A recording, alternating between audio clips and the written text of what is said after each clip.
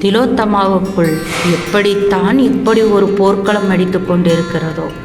அவனின் எண்ணமும் அவனின் சந்திப்பும் மட்டுமே கண்களுக்குள் உலாவிக் கொண்டிருந்தது. ஆம், ஒரு நாள் ஒரு பேருந்து நிலையத்தில் பஸ்ஸுக்குள் ஏதோ விபரீதம் போல் சத்தம் கூச்சலிட ஒரு பெண்மணி அங்கு கத்திக்கொண்டு இறங்கினாள். இவன் யாரென்றே எனக்கு தெரியாது, என் பின்னே வருகிறான் என்று பஸ்ஸுக்குள் சில்மிஷம் செய்த ஒருவனை பற்றி பேசியபடி அவள் இறங்கினாள். அதே பஸ்ஸுக்குள் தான் திலோத்தமாவும் இருந்தாள்.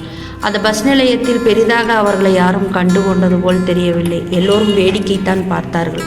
காரணம், அக்காலகட்டங்களில் சூழலில் கணவன் மனைவி இருவருமே சண்டையிட்டு கொண்டால் யாரும் பெரிதாக அதை போய் குறுக்காட்டவோ அல்லது வேறு ஏதாவது சொல்லவோ செய்ய மாட்டார்கள். சத்தமில்லாமல் சந்தோஷமாக இருங்க என்று பெரியவர்களின் வார்த்தைகள் மட்டும்தான் இருக்கும்.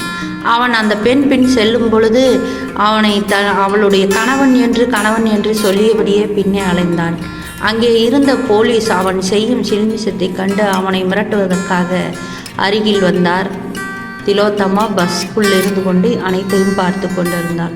அவன் அருகில் போலீஸின் உதவியாளரைப் போல சற்று மிடுக்கான உடையுடன் கருத்த தேகத்தை கொண்ட ஒரு டிப்டாப்பான ஒரு ஆடவன் அங்கே போலீஸுடன் நின்று கொண்டிருந்தான். அவன் வேறு யாரும் அல்ல, தன்னார்வலராக போலீஸுக்கு உதவி செய்பவன் மற்றும் கல்லூரி இறுதி ஆண்டு படித்து கொண்டிருப்பவன். அவனிடம் திலோத்தமாவின் பார்வை நிலையூட்டியது.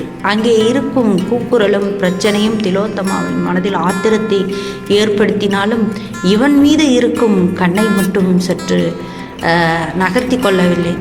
உடனே அங்கிருந்த போலீஸ் அதிகாரி சொன்னார், ரேகன், அங்கே என்ன நடக்குதுன்னு கேளுங்க என்று சொல்ல அந்த ஆடவனிடம் போய் யாரடா நீ என்று விசாரித்தான் ரேகன். ரேகனை பார்த்து கொண்டு அவன் திரும்பி பார்த்தால் அவன் அவளுக்கு சொந்தமானவன் அல்ல என்று சொல்லிவிட வேண்டும் போல் தோன்றியது. அந்த காலகட்டங்களில் ஆணிடம் பெண் பேசுவதோ யாரிடமாவது விளக்கம் சொல்வதோ அல்லது ஒரு பிரச்சனையை பற்றி தீர்க்கமாக பேசுவதோ ஒருபோதுமே அந்த காலகட்டங்களில் பிரயோஜனமற்று போகும். அது பெண்ணைத்தான் பாதிக்கும். அதனால் எப்படியாவது ரேகன் தன்னை பார்த்து விட வேண்டும், அவனுக்கு எப்படியாவது புரிய வைத்து விட வேண்டும் என்று தவிப்பு அவளுக்குள் இருந்தது. இருந்தாலும் அந்த சில்மிஷ ஆசாமி அந்த பெண்ணை விடுவதாக இல்லை. ரேகன் சற்று தன் பார்வையை பரவவிட்டான். அப்பொழுது கண்களுக்குள் திலோத்தமா வந்து விழுந்தாள். திலோத்தமாவின் கண்களும் அவனுடைய கண்களும் ஒன்றுக்கொன்று மோத இரண்டும் காந்தங்களாய் ஒட்டிக்கொண்டன.